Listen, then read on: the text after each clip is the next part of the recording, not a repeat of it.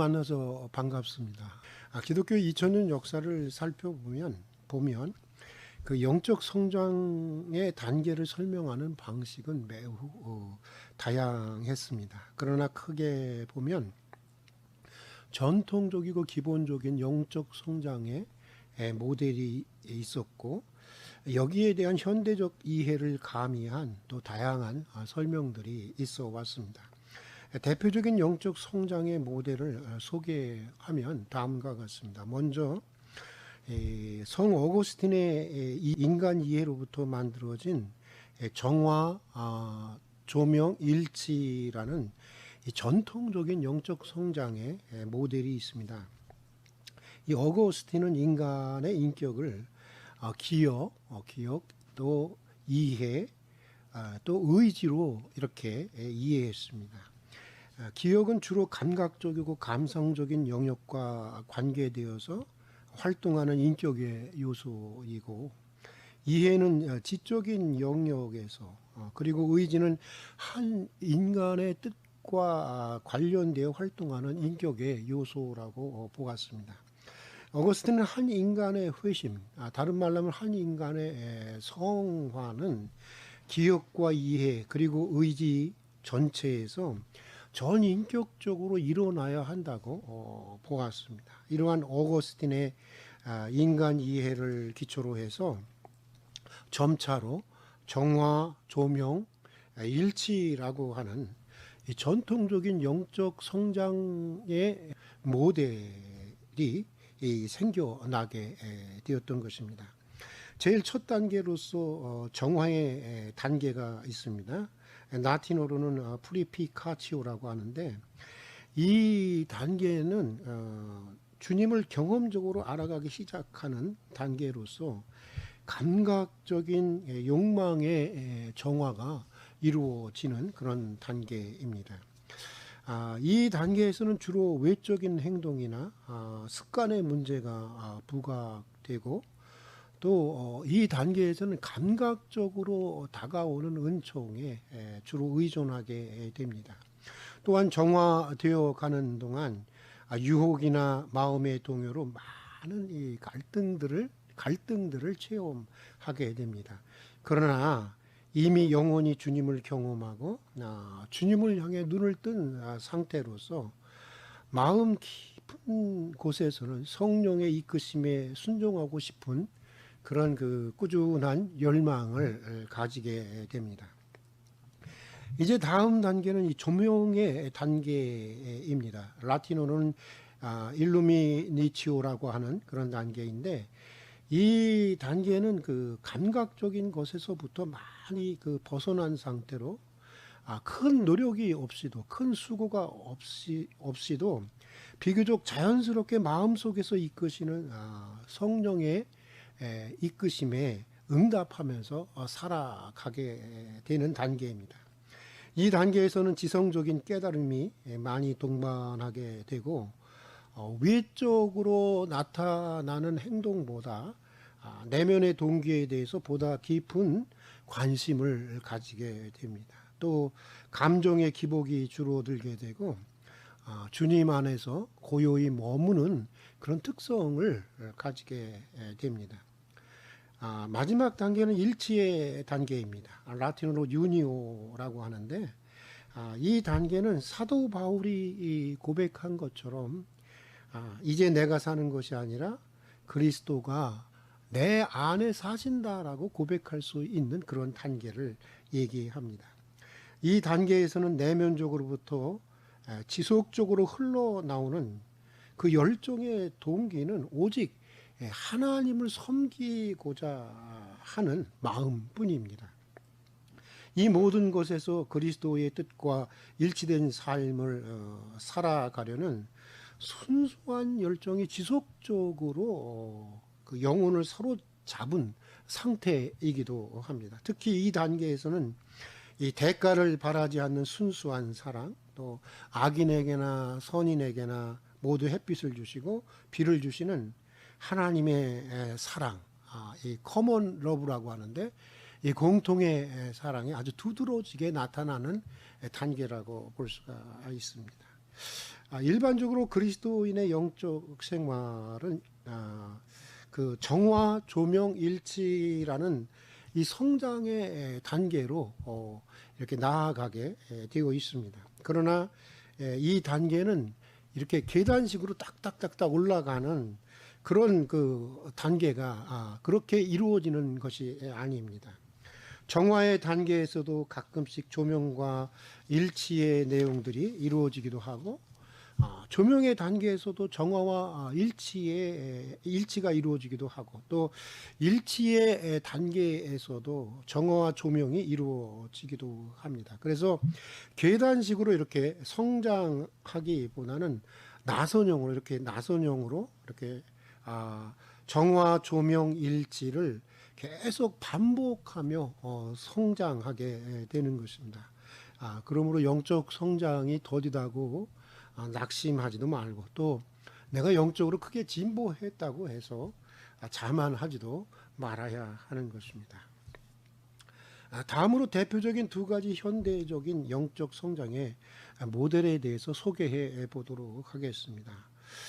정화, 조명, 일치라는 성장의 모델로부터 현대적인 용어와 시각으로 이해하려는 이 다양한 현대적 시도들이 있어 왔습니다. 그 중에 이 대표적인 것이 헨리 나우엔의 영적 성장 모델과 로너건이라고 하는 분의 영적 성장의 모델이라고 볼 수가 있습니다. 먼저 헨리 나우엔의 영적 성장 여정의 모델을 살펴보도록 하겠습니다.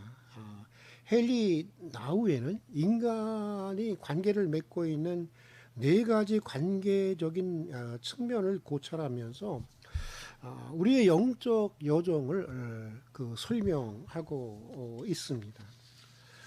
헨리 나우엔은 인간은 자신과 자신의 관계 속에 살아가고 있고, 또 자신과 이웃, 그리고 자신과 하나님, 또 자신과 세상 사물과의 이 관계를 가지고 살아가고 있다고 하는 것을 밝히면서, 이러한 네 가지 관계가 어떤 방향으로 나가야 하는지를 제시함으로써 이 현대적인 영적 성장의 길을 소개하고 있습니다.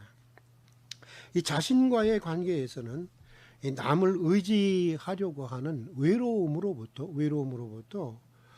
그 외로움 속에서도 믿음으로 홀로 굳게 설 수 있는 고독으로 나아가야 한다는 것입니다. 헨리 나우엔은 인간이 외로움으로부터 믿음으로 홀로 설 수 있을 때에야 비로소 남을 필요로 하기 때문에 사랑하는 것이 아니라 정말 순수하게 대가를 바라지 않는 그리스도적인 사랑을 할 수 있다라고 하는 점을 밝혀주고 있습니다. 또 이웃과의 관계에서는 요즘 신자유주의가 얘기하는 경쟁, 무한 경쟁이나 이런 적대감에서 우리 그리스도인들은 환대와 사랑으로 나가야 한다고 하는 것입니다. 하나님과의 관계에서는 자신을 하나님을 통해 자신의 욕망을 관철시키려고 하는 어떤 망상에서, 일루전에서 하나님의 뜻이 나를 통해 이루어지기를 바라는 참된 기도의 관계로 나아가야 하고, 그리고 세상 사물과의 관계에서는 집착에서, 우리는 굉장히 많이 집착하지 않습니까? 이 집착에서 무애착으로, 소홀으로 나가야 한다라고 얘기해 주고 있습니다. 다음으로 노노건의 영적 성장의 모델을 살펴보도록 하겠습니다. 이 노노건은 인간을 기억, 이해, 의지로 구분했던 전통적인 방법과는 달리 경험, 이해, 판단, 결정이라고 하는 요소로 인간을 이해하고 있습니다. 그리고 노노건은 각각의 단계에서, 그러니까 경험, 이해, 판단, 결정이라는 이 각각의 단계에서 지속적인 회심, 지속적인 성화, 지속적인 성장이 일어나야 한다고 보았습니다. 복잡한 학문적인 설명은 여기서 하지 않도록 하겠습니다. 이 노노건은 경험의 단계에서는 이 감성적인 회심, 감성적인 성화가 일어나야 되고, 이해의 단계에서는 지성적인 회심이, 또 판단의 단계에서는 윤리적인 회심이, 그리고 결정의 단계에서는 이 종교적인 회심이 요구된다고 하는 점을 강조하고 있습니다. 노노고는 건강한 영적인 성장을 위해서는 예수를 믿고 교회를 나가고 또 경건 생활을 하는 종교적인 회심만이 아니라, 주로 우리는 종교적인 회심만을 교회는 얘기해 왔는데, 그러한 종교적인 회심만이 아니라 이 감성적인 회심, 예를 들어서 행여자를 보면 불편하거나 어떤 위협적인 사람으로 보기보다는 이렇게 연민을 가지고 볼 수 있는 또 어떤 감성적인 회심, 감성적인 변화, 또는 그리고 지성의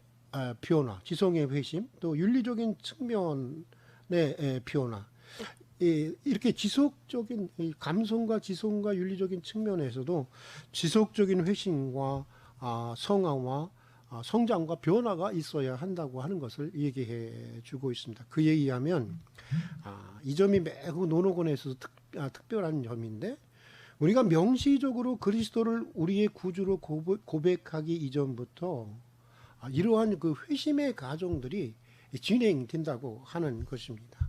우리 인생 전체가 하나님의 섭리 속에서 진행되고 있다고 한다면 당연히 우리의 회심, 우리의 영적인 성화와 성장도 그리스도를 믿기 이전부터 이렇게 진행되어 오는 것으로 보아야 하기 때문입니다.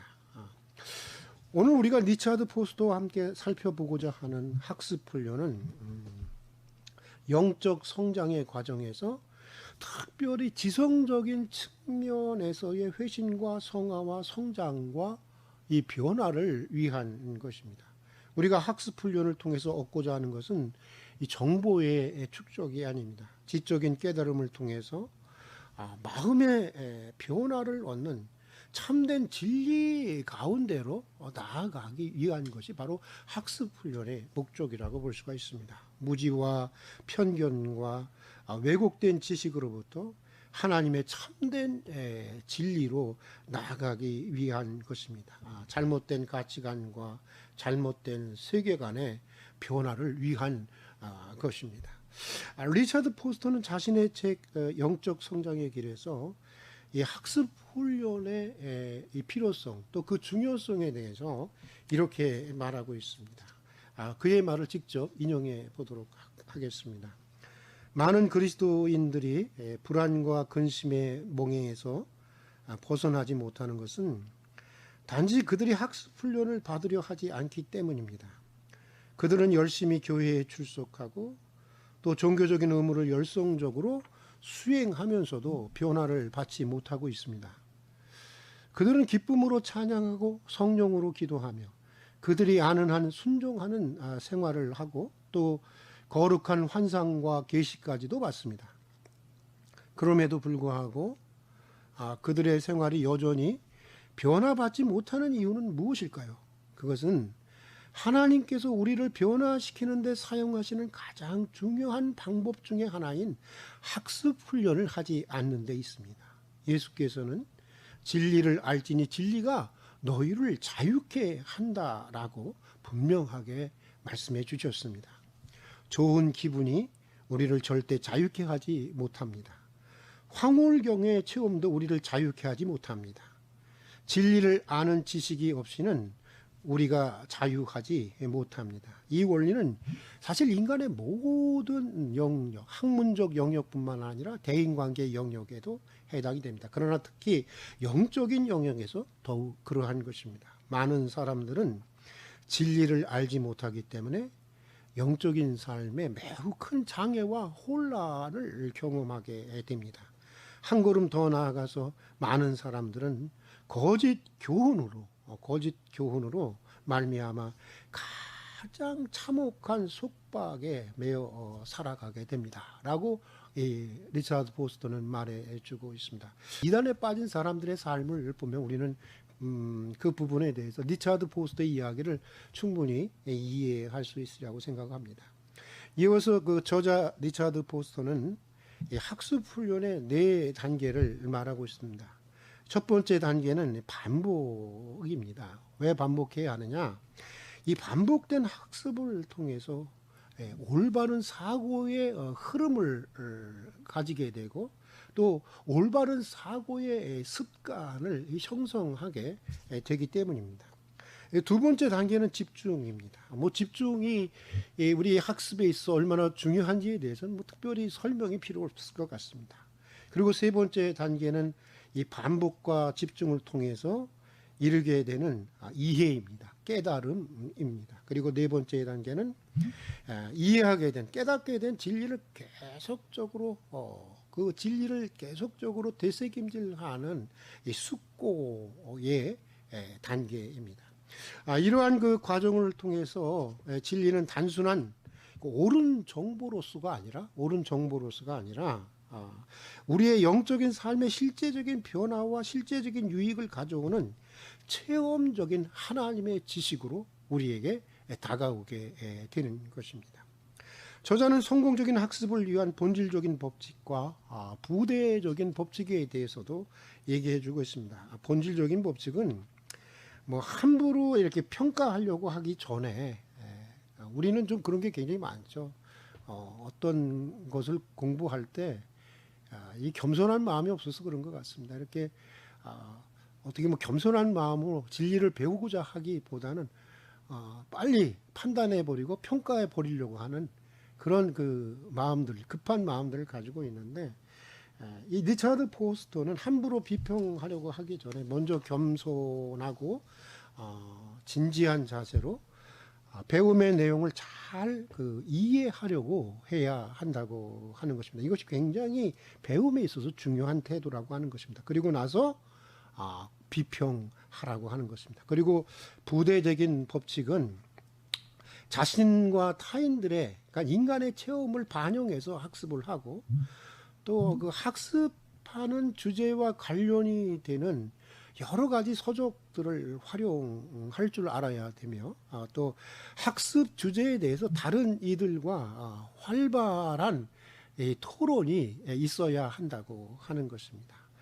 저자는 우리가 학습해야 할 가장 중요한 책은 성경이라고 하는 점을 강조하면서 성경과 더불어 성경을 보다 깊이 이해할 수 있는 신학적인 저서들과 또 기독교 2000년 역사 속에 노정된 탁월한 영성 고전들 그리고 인문학적인 독서를 폭넓게 꾸준히 해 나갈 것을 권면하고 있습니다. 또한 하나님이 창조하신 이 대자연과 또 우리들 자신 그리고 타인들 그리고 우리 사회의 제도와 문화를 세심하게 관찰하면서 그 속에 드러나는 그 속에 파편처럼 아주 많이 퍼져 있는 하나님의 진리를 파악하는 학습 훈련을 하라고 권면하면서 일부 내면 훈련 그러니까 묵상, 기도, 금식,